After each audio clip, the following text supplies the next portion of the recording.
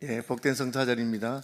성탄의 은혜와 위로가 사랑하는 성도들의 가정과 범사에 함께 하시기를 주님의 이름으로 축복합니다. 이 본문은 예수님의 탄생에 관한 본문인데,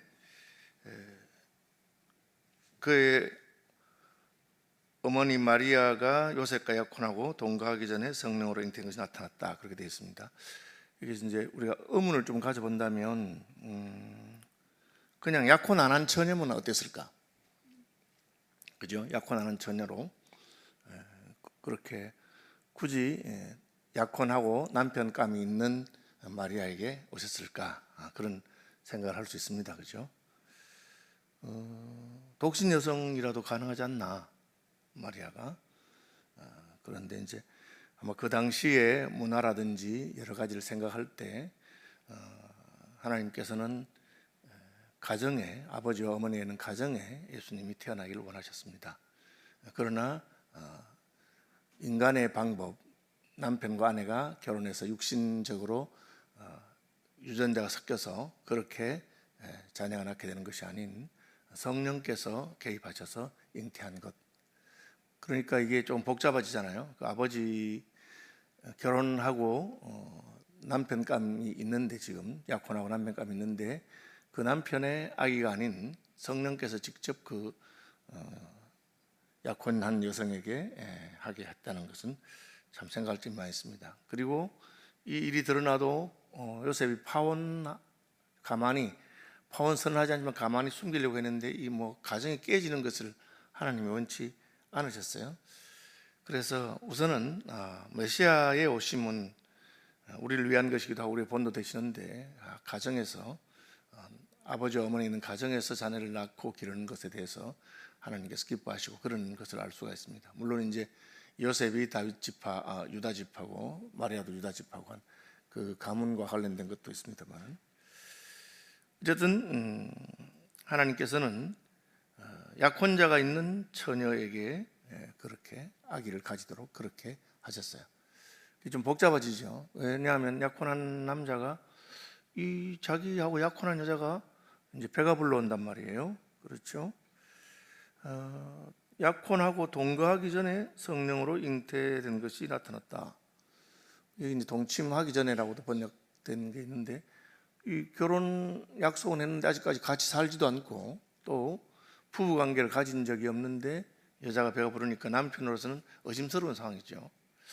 저 여자가 나오고 약혼했는데 사랑하는 사람이 따로 있었나 보다. 잘못하면 이제 마리아는 돌에 맞아 죽거나 굉장히 모욕을 당하거나 그렇게 되는데, 요셉은 그것을 가만히 숨기고 남들이 볼 때는 나 때문인 줄 생각하고, 그러나 나는 저 여자가 다른 사랑하는 사람이 있으니까 그냥 헤어져야 되겠다, 그렇게 하죠. 그래서 그걸 이제 남편 요셉은 의로운 사람이라 그를 드러내지 아니하고 가만히 끊고자 하여, 그 앞에 성령으로 잉태된 것이 나타났더니 할 때, 이 표현은 그냥 배가 불러왔다는 뜻이에요.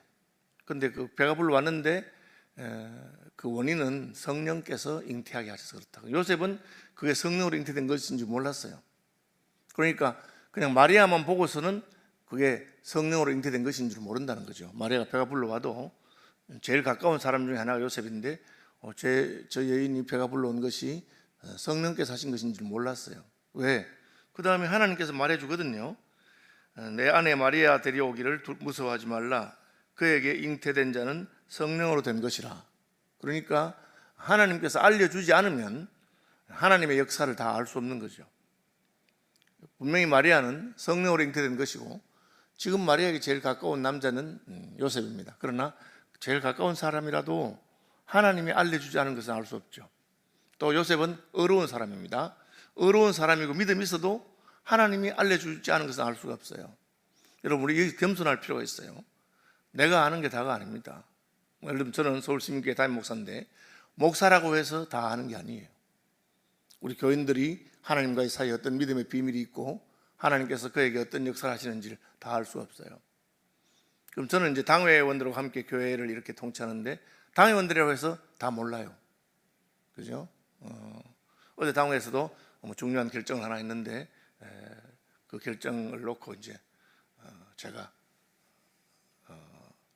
저는 이렇게 결정하면 좋겠다고 그렇게 말했는데 장로님들 조금 이해가 안 되는 점이 있었어요. 물론 뭐 장로님들이 저를 신뢰하기 때문에 그냥 받아들이고 그렇게 합시다 하고 그 안건을 공동에 내놓겠다고 그렇게 했지만 요셉이 어려운 사람이잖아요. 그런데 자기하고 약혼한 여자가 있는데 내가 동침하지 않았는데 배가 불러오면 어떻게 생각하겠어요? 요셉은 나는 저 여자가 나를 사랑하고 그렇게 알았는데 다른 사랑하는 사람이 있었나 보다. 그러니까 그냥 내가 피해를 보고 그냥 그걸 드러내고 막 하면은 여자가 벌을 받으니까 살짝 내가 숨어서 요셉이 자기 약혼자를 임신시키는 어디 갔나 뭐 그렇게 하는 정도로 하려고 한 것이죠. 그러니까 인생이 아무리 어려워도 온전하지 못하고 하나님의 계시나 하나님의 개입을 알지 못하면 그 정도 수준에서 상식 수준에서 살게 되는 겁니다. 그런데 하나님의 구원 역사는 때로 상식을 넘어서는 게 있어요. 그래서 우리가 성령의 인도함을 받고, 그래서 우리가 내 생각이 아니라 하나님의 말씀을 따라 살고, 그래서 우리가 나 혼자 결정하지 아니하고 교회가 함께 그런 문제를 놓고 결정하는 것입니다. 요셉은 뭐 나무랄 데가 없는 사람이지만 그러나 하나님께서 알려주시기 전까지 그는 전혀 하나님이 원하시지 않는 마리아를 그냥 떠나는 그런 행동을 하려고 했습니다. 이 일을 생각할 때에 주의 사자가 현몽하여 이르되, 자, 이건 무슨 뭘 말합니까? 그럼 마리아 입장에서 본다면 사실 잘못한 게 없거든요. 요셉에 대해서 내가 무슨 정죄를 이런 것도 아니고 잘못한 게 전혀 없는데 성령께서 지금 잉태하게 하셨는데 이걸 뭐 설명할 수 있는 부분이 아니잖아요. 변명이 되잖아요. 이건 내가 남자가 있는 거 아닙니다. 사실은 성령께서 하셨습니다. 이해되는 상황이 아니잖아요. 그러니까 하나님의 뜻에 순종하는 것 때문에 꼼짝없이 오해를 당하고 그럴 수가 있단 말이에요. 그랬는데 이 본문을 보면 하나님께서 마리아가 홀로 아기 예수를 키우지 않도록 요셉에게도 나타난 거예요. 요셉에게 나타나서 요셉에게 현몽하여 이르되, 이 현몽이라는 꿈에 나타났던 뜻이고요. 다윗의 자손 요셉아, 내 아내 마리아 데려오기를 무서워하지 말라. 그에게 잉태된 자는 성령으로 된 것이라. 하나님께서 가르쳐 주시는 것입니다. 우리가 마리아와 같이 하나님의 말씀에 순종해서 믿음의 길을 갈 때 우리가 신뢰할 수 있는 것은 하나님께서 내게만 말씀하지 아니하고 이 일에 관련된 다른 믿음의 사람들에게도 함께 알려주셔서 그것이 화합되도록 하는 거예요. 제가 특별히 이제 관계와 관련된 여러 가지 일에 있어서 옛날 같으면 믿음 좋은 사람이 막 기도 열심히 해보고 자기 마음에 드는 자매 찾아가서 내가 기도해보니까 하나님이 당신하고 나하고 결혼하라 하더라. 그런 식으로 하나님 역사하지 않는단 말이에요. 내가 기도하니까 저 자매가 참 나하고 결혼하면 좋겠다 그런 마음이 드는데 내가 그 말할 엄두가 안 나. 이를테면 뭐 자매는 뭐 집안이 너무 좋다든지 또 예쁘다든지 똑똑하다든지 뭐 나무랄 게 없는데 나는 그냥 내놓을 게 아무것도 없어. 그럴 때 하나님 어떻게 역사하시느냐? 내게만 말씀하신 게 아니고 그 자매에게도 말씀한 거예요. 그러니까 도저히 내가 입을 뗄 수 없었는데 그 자매가 먼저 혹시 저하고 결혼하실 마음이 없느냐? 그래 되면 우리는 하나님께서 하신 게 맞는가 보구나. 내게만 말씀하신 게 아니고 저기도 말씀하시구나. 그런 것처럼 하나님이 그 어린 소녀 혹은 처녀 마리아에게 성령으로 잉태된다는 그 놀라운 감당하기 힘든 그 당시의 여성들로서는 힘든 것을 순종해서 임신하고 배가 불러오는데 그냥 버려두지 아니하시고 요셉에게도 나타나서 요셉아 걱정하지 말고 데려와라. 내 아내다. 그리고 성령께서 잉태하신 것이다. 그렇게 말씀하는 것이죠.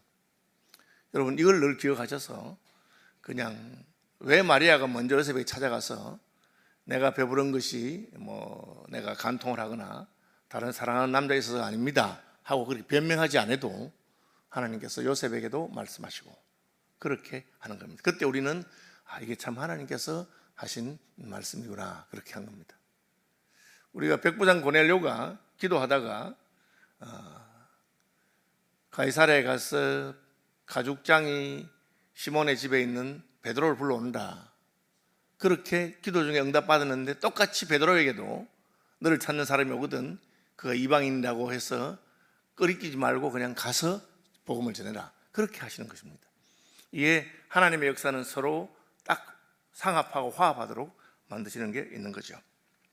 그러니까 요셉이 순종하게 되는데 21절 아들을 낳으리니 이름을 예수라 하라. 예수라고 하는 말은 여호수아, 예수, 호세아 같은 말입니다. 그 이제 단축형이 있는 거죠. 예를 들어서 영어 이름에 엘리자베스 하는 걸 단축하면 베티가 됩니다. 베티. 그렇죠? 니키라고 하는 이름은 베로니카 줄임말인 것처럼 예수라고 하는 말은 여호수아, 호세아의 줄임말입니다. 여호수아가 제일 긴 형이고 조금 줄이면 호세아가 되고 더 줄이면 예수가 됩니다. 뜻은 구원, 여호와께서 구원하신다.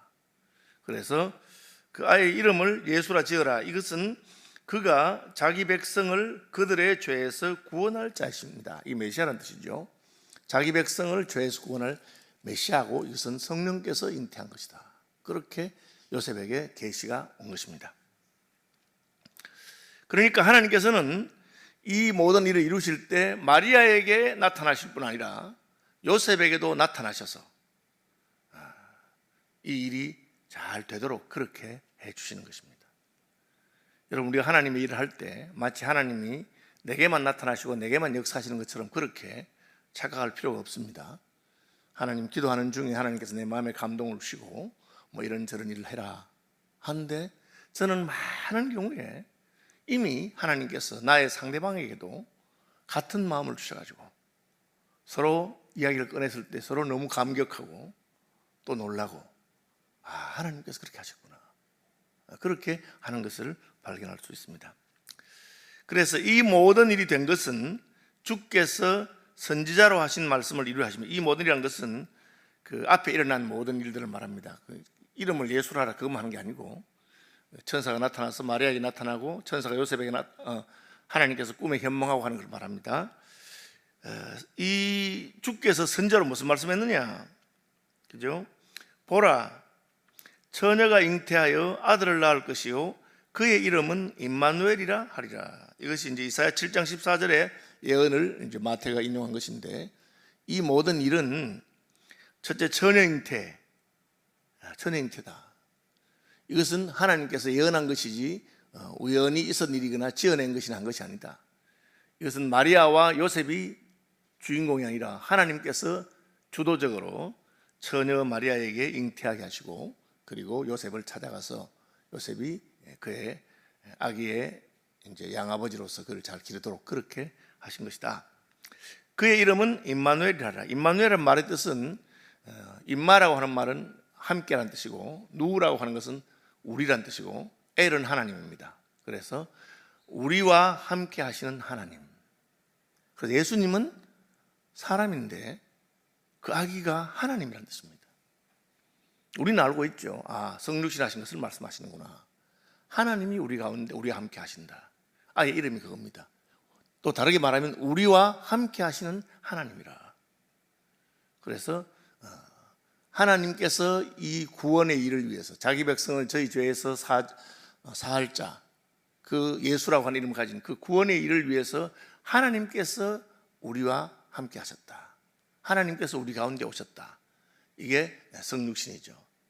말씀이 육신이 되어 우리 가운데 거하심에, 그죠?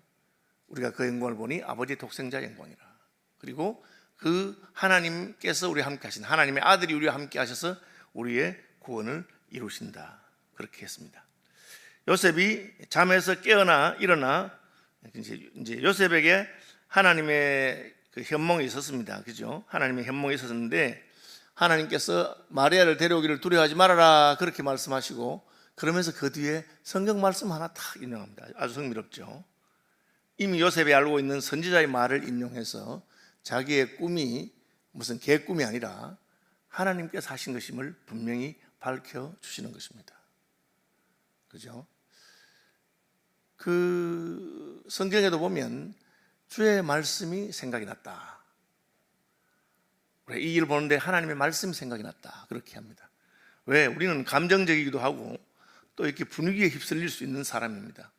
그래서 기도하다가 마음에 감동이 와도 이것이 내 마음이 흔들린 것인지 하나님께로부터 온 것인지 조심스러운 점이 있습니다. 우리가 늘 성령 충만하려고 노력하고 하면 그걸 잘 분별하게 되는데, 그러나 어떤 때는 혼란스러울 수 있습니다. 그때 하나님께서 쓰시는 방법은 하나님의 말씀을 떠오르게 합니다. 아, 맞아, 이런 경우에 성경에서 이렇다고 미리 말씀하신 내용이 있습니다. 그럼 우리가 담대함을 얻고, 맞아, 이것이 하나님의 확실한 계시에 근거한 것이구나 할 수 있게 됩니다. 요셉이 잠에서 깨어 일어나 주의 사자의 분부대로 행하여 그의 아내를 데려왔다, 그렇게 말하고 있습니다. 요셉은 순종했습니다. 뭘 순종했습니까? 적극적으로는 아내를 데려왔어요. 이제 결혼의 관계에 들어간 겁니다. 약혼해서 아내를 데려왔으니까 아내를 데려왔고, 그것이 순종이고, 또 하나는 동침하지 아니했다. 그래서 우리가 순종에는 두 가지가 있습니다. 하나는 적극적으로 하는 것. 자꾸 마리아의 배가 불러오는데 그냥 나놓은 말이 되잖아요. 그래서 여기 뭐 결혼식 했다 이런 말도 없는데도 불구하고 그냥 데려왔다. 아마 결혼식 했을 가능성이 있습니다. 빨리 한 거죠. 아내를 데려왔다. 적극적으로 순종한 것입니다. 그 다음에 또 뭡니까? 아이를 낳을 때까지 동침하지 않았다. 이거는 하지 않는 것을 통해서. 여러분, 이 두 가지가 굉장히 중요합니다. 우리는 하나님께서 뭘 하라라고만 말씀하시는 걸로 생각하는데, 어떤 경우는 하지 말아라 하는 게 있습니다. 그래서 우리가 하지 않는 것을 통해서 하나님의 뜻이 나타나기도 하고, 우리가 순종하는 것을 통해서 하나님의 뜻이 나타납니다. 이 두 가지를 같이 늘 생각해야 됩니다. 바울이 복음을 열심히 전하는데 성령께서 아시아에서는 복음을 전하지 못하도록 막았습니다. 복음 전하는 게 나쁜 일입니까? 귀한 일입니다. 그러나 하나님께서 막으실 때는 안 해야 됩니다. 뭣도 모르고 계속 전하니까, 성령께서 막으시다가 안 되니까 환상을 보여줍니다. 여기가 아니고 마케도니아다. 마케도니아로 건너와서 우리를 도우라. 그래서 복음을 전하는 것은 잘못된 일이 아니고요, 요셉이 마리아를 데려왔으니까 부부간에 동침하는 것이 잘못된 것도 아닙니다. 그러나 이것은 성령 잉태에 관한 것에 대해서 잘못된 말이 퍼지지 않도록 요셉은 동침하지 않습니다. 그리고 아내를 데려옵니다. 우리가 순종하는 것은 이 두 가지가 같이 있어야 됩니다. 그래서 핑계가 있다든지 그렇게 한 게 무슨 잘못이 아니다든지 그런 정도의 순종으로 충분하지 않고, 하나님께서 하시지 말라는 것에 대해서는 하시지 않는 것, 이게 안 쉽더라고요. 제가 해보니까 어떤 경우 하나님 입을 다물어라, 그런데 말하고 싶은 거야. 왜냐하면 다른 사람들이 오해를 하고 막 그러니까. 그죠? 저도 이렇게 말하는 거 좋아하는 사람인데, 그 목사이기 때문에 말하면 안 되는 게 있어요. 교인이 개인적으로 사적인 비밀을 말했는데 그거 말하면 안 되거든요. 그러니까 그런 건 제가 말하지 않습니다. 말하자니 교인들이 모르죠. 제가 서울시민교회를 놓고 기도할 때도 마찬가지입니다. 하나님 응답이 있었는데 제가 1년 동안 아무에게도 말하지 않았습니다. 왜? 하나님의 뜻이 잘못하면 깨트려질 수 있기 때문에. 분명히 하나님이 서울시민교회에서 너를 청빙한다는 말을 제가 들었음에도 불구하고 아무도 말했습니다. 제가 총회에서 그 당시에 청빙위원장이던 최영석 장로님 만났는데 물어보고 싶은데 물어보지도 않았습니다. 청빙이 어떻게 되느냐, 왜? 물어보면 잘못될까 싶어서 하나님께서 하는 대로 하고 인간적인 방법으로, 그래서 아무 소리 안 하고 그냥 참았습니다. 때가 되니까 하나님께서 다 드러내죠. 그러니까 우리가 해야 되는 게 있고 하지 않아야 되는 게 있습니다. 그런 면에서 요셉은 참 순종하는 사람입니다. 마리아를 데려오는 것, 배가 부른데 데려오고, 그리고 동침하지 않아요. 여러분, 이 구원의 주역은 하나님이시잖아요. 하나님께서 하셨다고, 하나님께서 마리아에게 나타나고 요셉에게 나타나고. 그러나 그럼에도 불구하고 마리아의 순종이 필요했고, 마리아도 안 하는 거 있죠. 요셉은 쫓아가서 변명하지 않았습니다. 사랑하는 사람이잖아요. 그럼 자기는 배는 부르고 얼마나 요셉이 오해를 했겠어요. 그런데 꾹 참고, 그러나 하나님께서 때가 되니까 요셉에게 직접 나타나셔서 말씀해 주십니다. 그러니까 이게 하나님 일이죠. 우리는 마리아와 요셉과 같이 순종하는 사람, 우리가 순종을 잘하다가도 내가 그걸 말합니까? 억울한 말을 들으면 막 견딜 수가 없어요. 막 그걸 풀고 싶은 거야. 내가 억울한, 애매히 고난을 당하는 거죠. 그런데 그것을 잘하는 것이 하나님의 역사를 이루고, 그래서 마리아와 요셉이 하나님께 쓰임받았다고 저는 생각합니다. 주기도문 하겠습니다. 하늘에 계신 우리 아버지, 아버지의 이름을 거룩하게 하시며 아버지의 나라가 오게 하시며 아버지의 뜻이 하늘에서와 같이 땅에서도 이루어지게 하소서. 오늘 우리에게 일용할 양식을 주시고 우리가 우리에게 잘못한 사람들을 용서하여 준 것 같이 우리 죄를 용서하여 주시고 우리를 시험에 빠지지 않게 하시고 악에서 구하소서. 나라와 권능과 영광이 영원히 아버지의 것입니다. 아멘. 자, 이렇게 기도하시기 바랍니다. 오늘 예배 11시입니다.